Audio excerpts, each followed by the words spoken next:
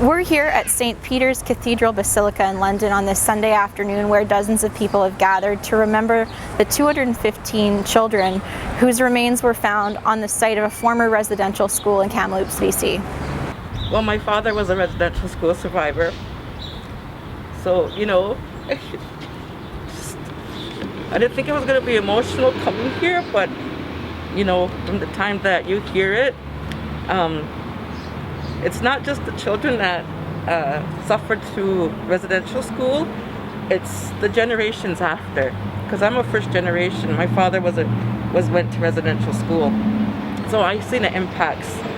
She's seen the impacts. And now we have like 3 generations that see the impact, that are living through the impact. So, it's really to my heart, and the sadness, to be reliving. And my father's never really shared his story. He's gonna leave this world with everything that happened to him. So the impacts are big, and to rehear what they found, and that it's still a reality that we live in today as Indigenous.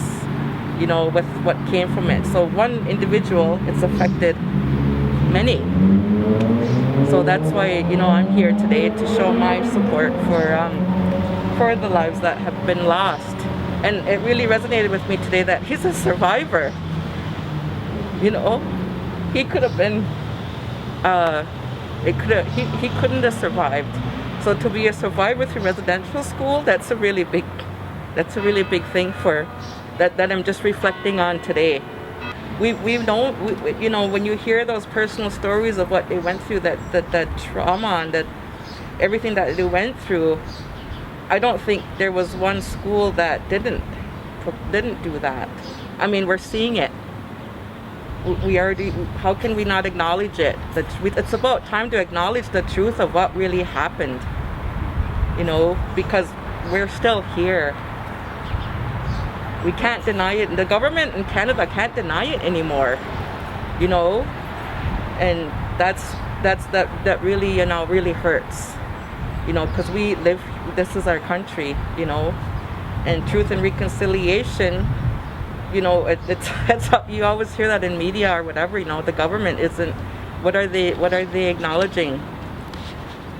And we don't need no more apologies. We need action. I feel we don't need no more apologies. We need action. It makes me feel happy to see the support, but I kind of wish that there was more people that come out to these events that support the Indigenous communities, because there's not a lot of people that come out to these things, because a lot of our families are still suffering from the effects of residential school. Yes, they went through the residential school on the Oneida Reserve. There was one that was in between Muncie and Oneida, and I had family members go through there, because a lot of the elders don't like to talk about it because it was a very painful experience for a lot of them.